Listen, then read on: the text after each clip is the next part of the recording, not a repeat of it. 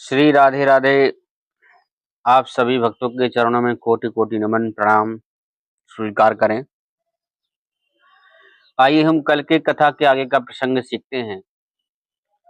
और कल हमें लाइव आना था, लेकिन बहुत सर्दी हो गई थी, तबीयत ठीक नहीं थी, इसलिए नहीं आ पाए। और आज भी इतनी तबीयत ठीक नहीं है, क्योंकि सोमवार से गुरुवार तक का जो क्लास होता है वो तो हमें लाना पड़ेगा। और यदि हम कहीं व्यस्त हो जाते हैं किसी कारण से, कई बार एक बार ऐसा हो गया था कि हम सोमवार को क्लास नहीं लगा पाए थे, तो वो चिंता मत करिएगा आप, क्योंकि क्लास जो है नंबर वाइज चलेगी। जैसे अभी 15 क्लास हो चुकी, तो ये 60 नंबर की है। तो आपको ये चिंता करनी नहीं कि भाई आज क्लास नहीं आई, कल नहीं आई। तो मान लीजिए अगर आज की जो क्लासेस नंबर 16 है, और मान लो 5 दिन भी ना आए, तो जब भी आएगा तो 70 ही नंबर पे आएगा ना। तो तभी आप क्लास को देख सकते हैं। चलिए हम आगे बढ़ते हैं, और जो भागवत कथा का तृतीय दिवस है उसमें हम प्रवेश करते हैं। और डेली का जो पीडीएफ है वो हम बना नहीं पा रहे, भी व्यस्तता है। और अभी हमने पीडीएफ बनाई है थोड़ी सी, तो उसी को हम आपको पढ़ा दे रहे हैं उससे। तो चलिए आज की हम शुरुआत करते हैं, और जो क्लास नंबर 16 है, 16 है, उसकी हम आज शुरुआत करते हैं। नमः परमहंसा स्वादित चरण कमल चिन्ह मकरंदाय भक्त जनमानस निवासाय श्री रामचंद्राय कस्तूरितिलकं ललाट पटले वक्षस्थले कौस्तुभं नासाग्रे वरमुक्तिकं करतले वेणुकरे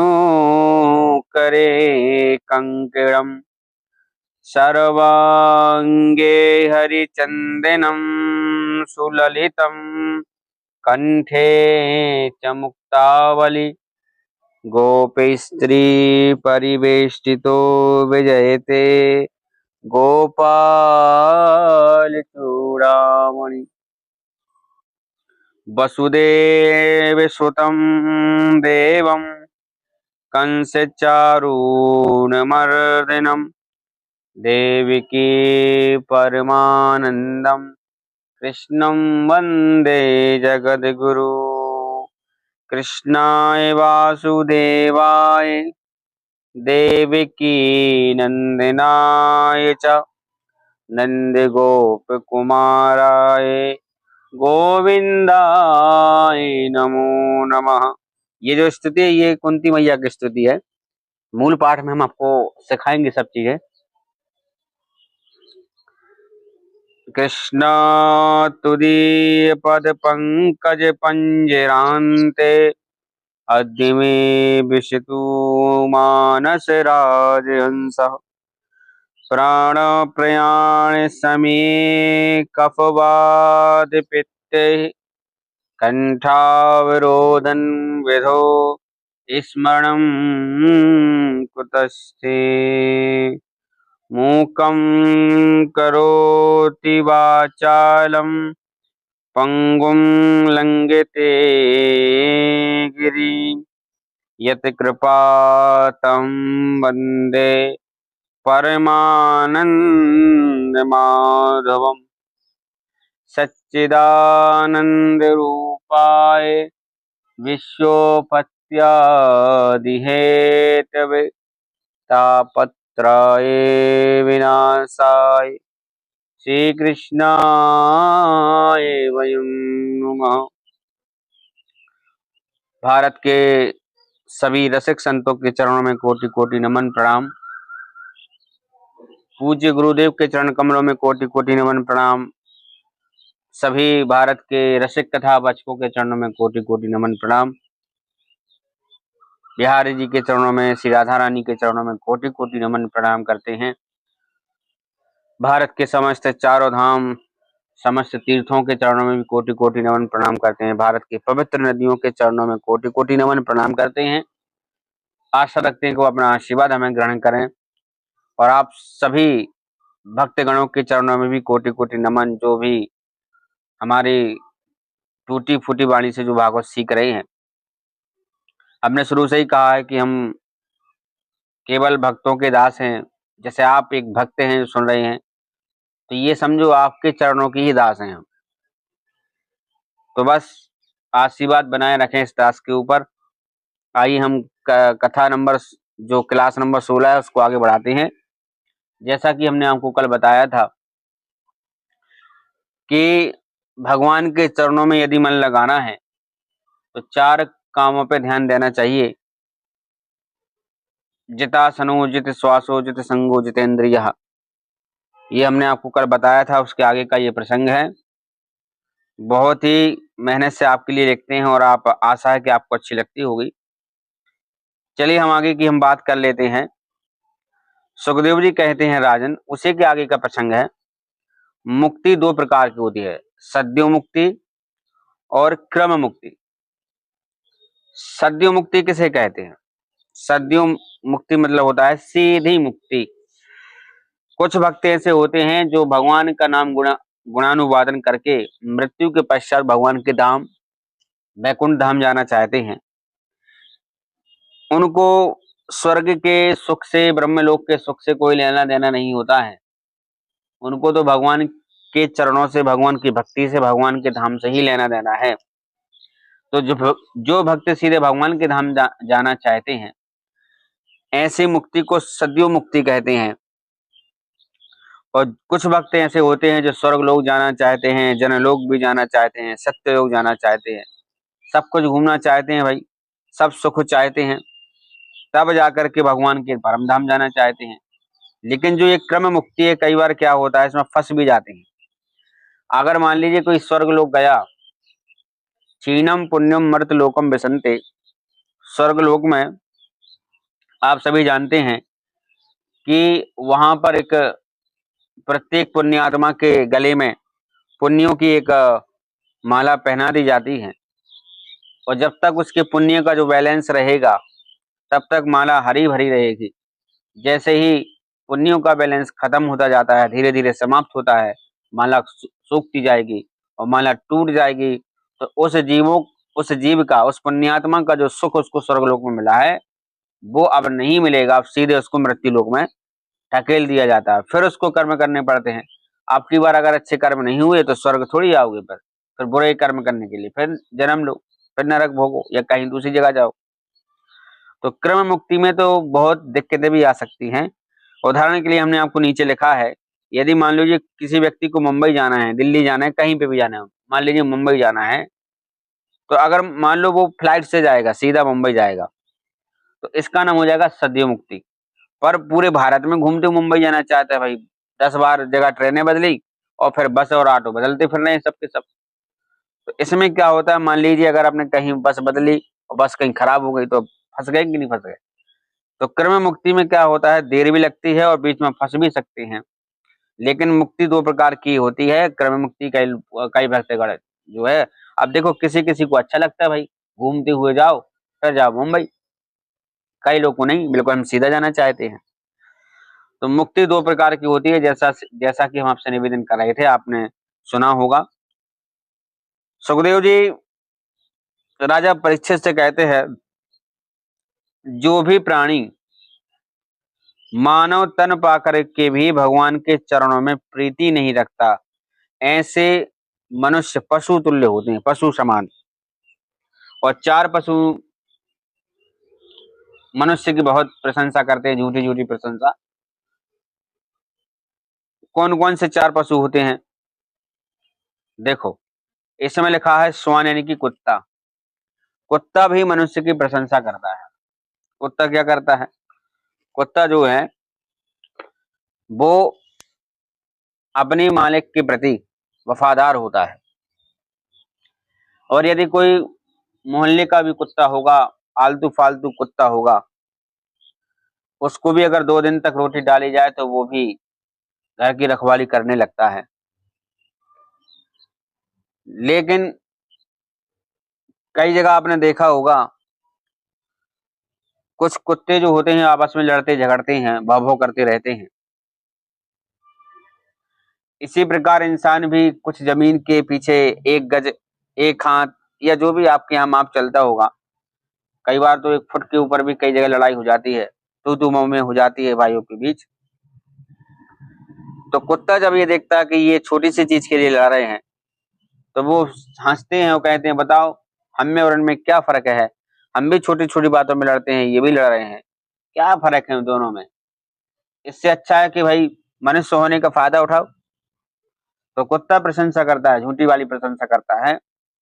फिर दूसरे नंबर पे आता है सुअर। बेट बड़ा है मतलब जंगली सुअर होता है। सुअर का काम क्या होता है, कीचड़ में पड़े रहना, नाली गटर में पड़े रहना और केवल पेट भरने के लिए ही जीवन जीता है, जो मिल जाए सो खाता है। ऐसे कुछ मनुष्य ऐसे होते हैं जिनके जीवन का एकमात्र लक्ष्य पेट भरना होता है। जब सुअर इन ऐसे मनुष्य को देखता है तो कहता है भाई हम में और तुम में फर्क क्या पड़ा, हम भी पेट भरने के लिए जीते हैं, तुम भी पेट भरने के लिए जीते हो, हमारे भी दर्जनों बच्चे होते हैं, तुम्हारी भी दर्जनों बच्चे हैं, अंतर कितना रहा।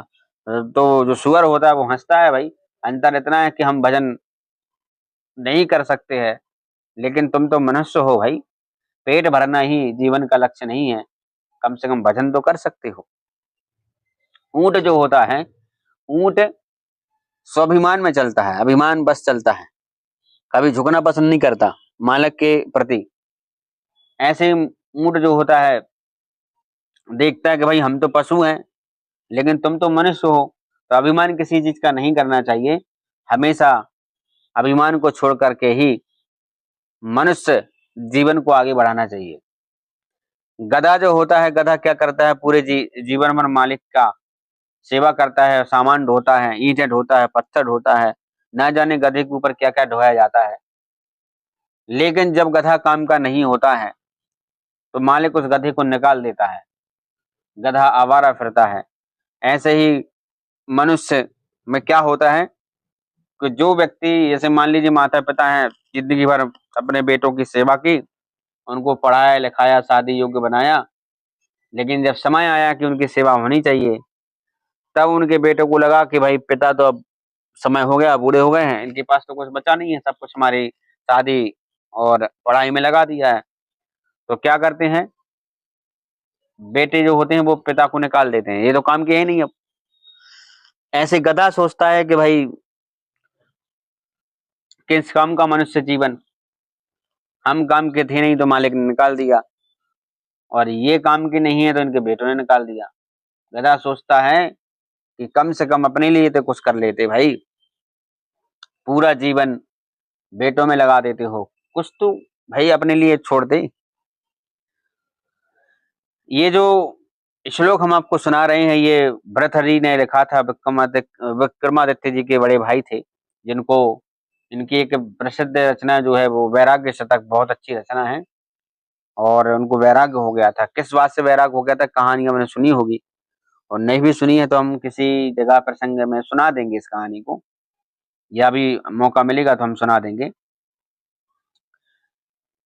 क्या लिखा है भर्तहरि ने नीति शतक में, येषां न विद्या न तपो न दानं ज्ञानं न शीलं न गुणो न धर्मः ते मृत्युलोके भुवि भारभूता मनुष्यरूपेण मृगाः चरन्ति मनुष्यरूपेण मृगाः चरन्ति।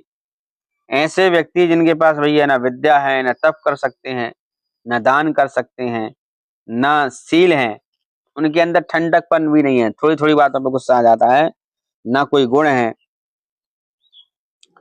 ऐसे व्यक्ति तो क्या है, बोले मृत्यु लोक भुवि भार भूता। इस मृत्यु लोक में ऐसे व्यक्ति तो भार के समान है, फालतू में जन्म लिए भाई। ऐसे व्यक्ति कैसे व्यक्ति हैं, ऐसे व्यक्ति मनुष्य रूपेण है, तो मनुष्य हैं तो ऐसे व्यक्ति जिनके अंदर न विद्या है, न तप है, न दान है, न ज्ञान है, न शील है। ऐसे व्यक्ति पृथ्वी पर बाहर हैं जो मनुष्य के रूप में जानवर की तरह घूमते फिरते हैं, देख तो मनुष्य रहे पर हैं जानवर। सुखदेव जी कहते हैं राजन, जीवन का परम लक्ष्य है भगवान को प्राप्त करना, उनकी भक्ति करना, लेकिन भक्ति जो है वो कैसी होनी चाहिए? अभिमान नहीं होना चाहिए भक्ति में। एक बार जो है शून्य को अभिमान हो गया, देखिए अभिमान भगवान प्रसन्न नहीं करते, कई बार हमने कहा भी है। भगवान कहते हैं अपने भक्तों से, लालची हो, क्रोधी हो, कामी हो, क्रोधी हो, जो भी तुम्हारे अंदर स्वभाव हो सब भगवान स्वीकार कर लेते हैं। लेकिन किसी चीज का यदि अभिमान हो जाए, चाहे बल का, तन का, धन का, किसी चीज का भी अभिमान हो, भगवान बिल्कुल भी स्वीकार नहीं करते हैं। एक बार की बात है, जो शून्य होता है, जीरो होता है, उसको अभिमान हो गया हमें हैं तो 10 हैं। अगर हम 2 हैं, मतलब एक के पीछे 2 जीरो लग जाए तो 100 हैं। हम हैं तो 10 हैं, हम हैं तो 100 हैं, हम हैं तो 1000 हैं। एक ने सोचा यार ये अपना अपना दिए फिर रहे हैं, अपना अपना लाप लपेटा लिए जा रहे हैं, एक काम करता हूँ मैं ही पीछे चला जाता हूँ। तो मान लीजिए 1000 है, 1000 में 3 जीरो हैं, तो जीरो को घमंड हो गया, हम हैं तो 1000 हैं। तो एक ने सोचा एक काम करते हैं, पीछे चले जाते हैं। तो एक उठ करके पीछे चला गया जीरो के, तो फिर वो एक ही बचा, फिर जीरो की कोई वैल्यू बची? कोई वैल्यू नहीं बची, जीरो की जीरो रही। तो एक उठ करके पीछे चला गया, तो शून्य का मतलब शून्य रह गया, कोई वैल्यू नहीं बची जीरो की। इसलिए तुलसीदास जी लिखते हैं कि भगवान की भक्ति करने जब जाओ तो भगवान की भक्ति में अभिमान नहीं होना चाहिए। ठीक है, गरुड़ को अभिमान था, सुदर्शन को अभिमान था, तो ऐसे कई भक्त हुए भगवान को जो अभिमान बस रहे थे। नारद जी उनको भी अभिमान था, सबकी अलग अलग कथा कहानी है। राम नाम को अंक है, सब साधन है सून, अंक रहे कछु हाथ नहीं, अंक रहे 10 गुण। राम नाम को अंक है, सब साधन है सून, अंक रहे कछु हाथ नहीं, अंक रहे 10 गुण। श्री राम नाम का अंक है, सब साधन है शून्य, अंक न रहने पर कुछ हाथ नहीं आता है, आने पर वे 10 गुने हो जाते हैं। उसी प्रकार राम नाम के जप से जो साधन साथ होते हैं वे 10 गुण लाभदायक होते हैं, परंतु राम नाम से ही जो साधन होता है उसका कुछ फल नहीं मिलता है। कहने का मतलब है भगवान का नाम का आश्रय पकड़ने रहने से सब साधन भी कई तरह के फलदायक होते हैं। तो आशा है कि यहाँ तक की कथा आपको समझ में आ रही होगी, आप नोट्स बना रहे होंगे। तो थोड़ा सा भाई आशीर्वाद दीजिए, चैनल को सब्सक्राइब कीजिए, चैनल को थोड़ा सा फैलाइए सब जगह पे, और आप अपना आशीर्वाद दीजिए ताकि हम आपके लिए मेहनत करते रहें। और यही उम्मीद के साथ आज की कथा को यहीं विश्राम करते हैं। राधे राधे, श्री राधे, सभी भक्तों के चरणों में प्रणाम।